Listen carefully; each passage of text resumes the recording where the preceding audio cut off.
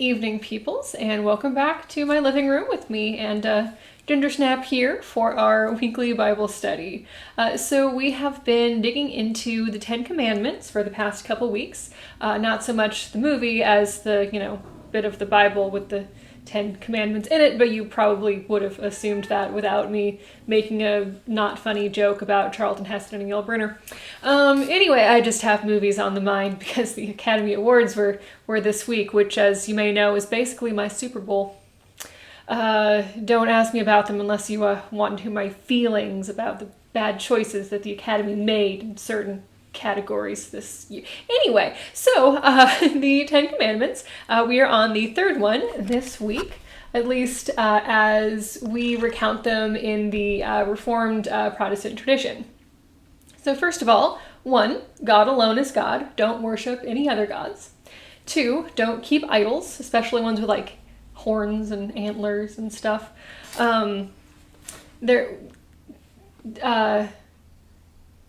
I'm not going to make that reference, never mind. 3, don't misrepresent God's will, because words, W, matter, M, that's tonight. 4, keep the Sabbath day, so we're resting here. 5, honor your parents, or respect a family unit, try to keep things together. 6, don't murder, just don't do it. Don't murder. 7, when two people stand in front of their community and make vows in front of God, that means something, so don't commit adultery. 8, don't steal, or you go to jail behind prison bars. 9, don't lie. And of course, 10, don't covet. Yeah, I know you like to covet things, just don't do it. Of course, she also likes to steal things. Tonight we have the third commandment, which is in Exodus 20, verse 7. You shall not make wrongful use of the name of the Lord your God, for the Lord will not acquit anyone who misuses God's name. So at least that is as it is in the New Revised Standard Version, which is what we usually read. So our usual phrasing that we're familiar with, let's see on my bracelet here, thou shalt not take the name of the Lord in vain. But this bracelet is very King James wording on each of the 10 beads. So we usually read it as, thou shalt not take the name of the Lord in vain. But that is yet another case, in my opinion, of older English being lost in translation compared to how English is spoken today. Generally speaking, when we hear the word vain, we are thinking of... yes, my lipstick color is excellent this evening. The color of it is literally called prayer. That's a fun fact. Extra meta that this is my Venus pocket mirror. Anyway, we think of things vain, vanity, being very obsessed with one's looks, that sort of thing, which, is a meaning of the word vain. In this sense, we are thinking of things being done in vain, things being done in emptiness, things that ultimately won't matter. But we hear the word vain and we're thinking of vanity and how pretty we are. So, I actually pulled out my BDB today, the Brown Driver Briggs Hebrew and English Lexicon, which is a very ginormous and heavy book that is basically a dictionary of Hebrew words as used in the Bible. And so I looked up all of the words in this phrase from the Hebrew. So we have nasa, which is basically do not, and the verb is fairly broad. It can mean a number of things along a similar theme. So it can mean do not lift, carry, exalt, take away, forgive, support, endure. That's a lot of things. So maybe do not carry, a lot of people quite like as a translation. I kind of like the image of like do not lift up is kind of, I guess maybe more like how I'm reading it.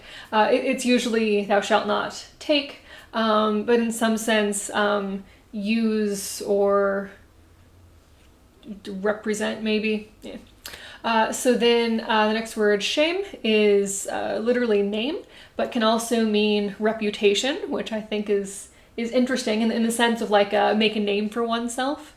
So then of course the next word is We usually read it as Jehovah or Yahweh, which is a word that doesn't have vowels in it. It's just those 4 letters. And so at some point we combined these 4 letters with the Hebrew word for Lord, Adonai, to get the vowels to be able to pronounce it as Jehovah. And then in German, Y's become J's. I don't speak German, but that's like a thing I understand. Anyway, slightly off. Anyway, then Elohim, which is ruler or divine being or god or goddess. Same word, fun fact. And then we have Shav, which is emptiness, nothingness, vanity, emptiness of speech specifically, lying, false prophecy, or worthlessness. So yeah, there clearly could be a number of different ways of translating this verse, because the 2 of these words do not lift, carry, exalt, take away, forgive, support, endure, and emptiness, nothingness, vanity, emptiness of speech, lying, false prophecy, worthlessness. Those can mean multiple things along similar lines. So I also looked at how a number of different Bibles translate this verse. This can be a very interesting kind of academic exercise. If you Google Bible in different translations, there would be a number of different sites that you could read a bunch of different versions of like a single verse, which can be an interesting thing to do. Definitely something I was assigned to do on numerous occasions in both college and seminary. So for example, the Bible in Basic English has, "You are not to make use of the name of the Lord your God for an evil purpose."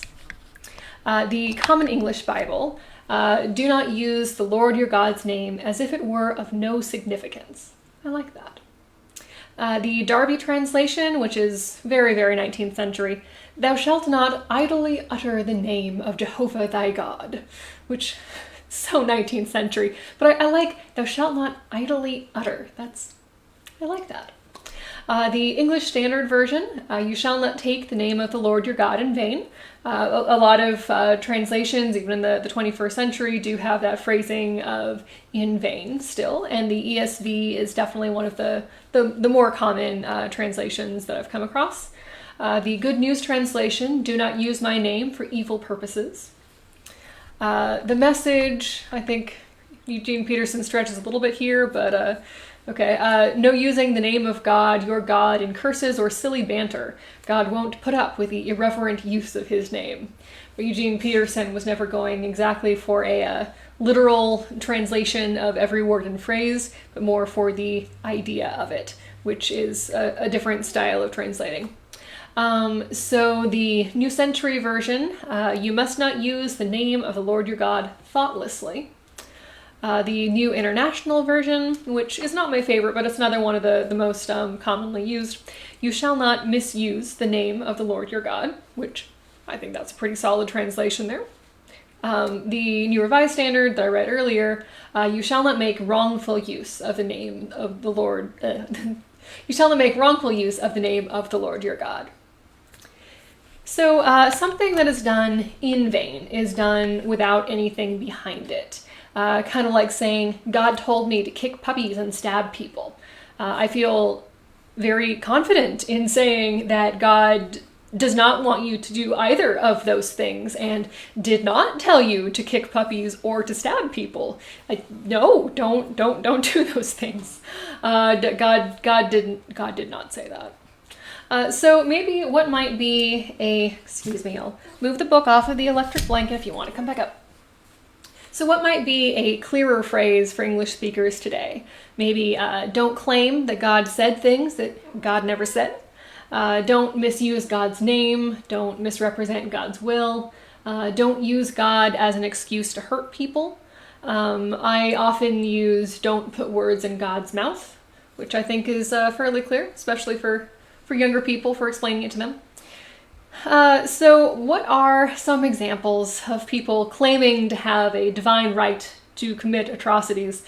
There's so many examples. I mean, there's the Crusades, of course, and the Inquisition, and slavery, and gay bashing, and racism, sexism, discrimination in general, all sorts of things. We really like to use God as an excuse to do bad things. We really shouldn't, we do it anyway. And it does occur to me that I should probably stop saying, even as a joke, that God does not love raccoons. Just because I don't love raccoons doesn't mean that God doesn't. So in following this commandment, I should probably keep an eye on my use of that phrase. I don't like raccoons, though. Raccoons are kind of the worst. They're not allowed in church.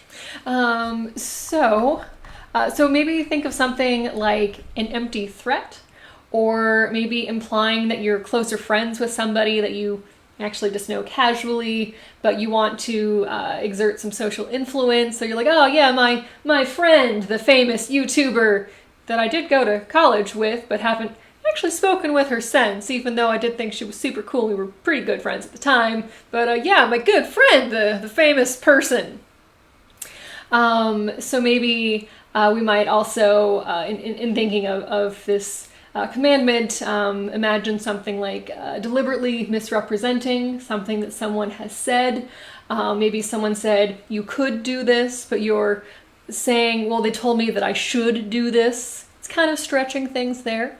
Or if you only read a specific phrase from a text to prove your point. I mean, technically, I could read this verse and cut out some words and say, take the name of the Lord in vain. And that technically would be reading, from the Bible.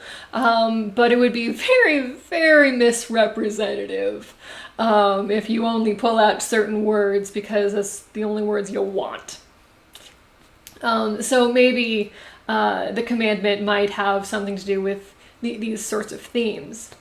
So why do we think that the third commandment is usually watered down to and read as don't cuss or don't say, oh my God?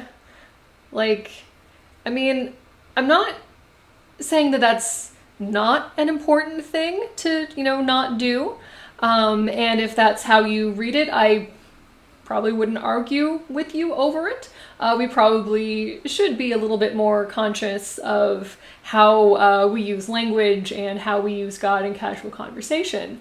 So if that's your interpretation, fine.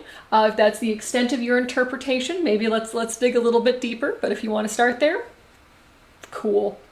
But to not say, oh my God, is that really important enough to make the 10 Commandments? The 10 Commandments don't have space for, don't torture, or don't rape, or don't create economic systems that keep people in poverty for the benefit of a handful of elite, or don't imagine that you have the right to own an entire person's life. Maybe I would place those above don't say, oh my God. Maybe I'm projecting because I did grow up in California. This is a thing that we say a lot, but I would put other things above that.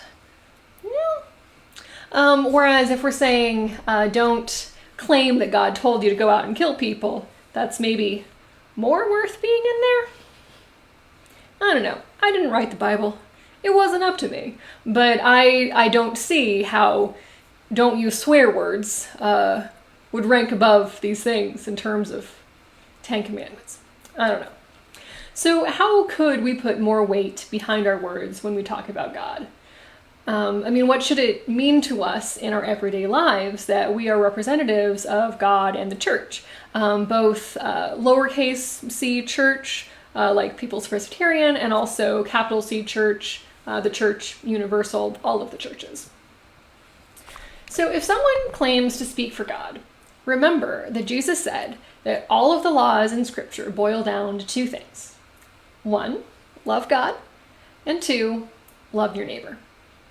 So if what you're hearing does not encourage you to love God and to love your neighbor, then what you are hearing is not the voice of God. I love how we're being very calm now. Very good kitty cat. She's been having a great day today because I opened the window because it was nice and warm and sunny. So she's having a great time here. She loves open windows because she can yell directly at the birds.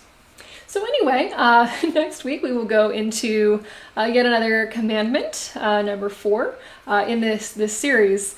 So I do think this is an especially interesting commandment to talk about because it's one of the ones that, I mean, I was certainly always taught it means don't say, oh my God, which, I mean, again, if you're teaching them to children, that's not a bad way to teach them this commandment, because, I mean, honestly, I don't want to talk about the Crusades with a first grader. I really don't want to have to explain the Crusades to a first grader. That's kind of a lot. So if you start out with don't say, oh my God, be respectful when you're talking about God. That is a great place to start.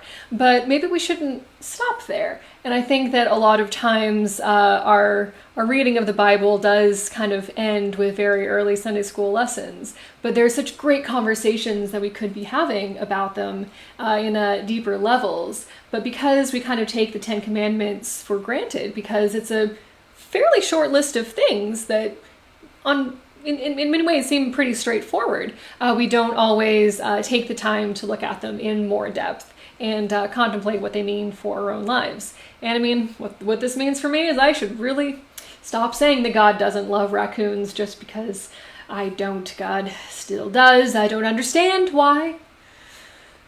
But God does love raccoons. Pains me to say this. Anyway, so I'm going to bother you here. Good night, peoples. I hope to see you tomorrow night for our Wednesday evening prayer and our fellowship time on Zoom on Thursday, and of course on Sunday morning for our worship series.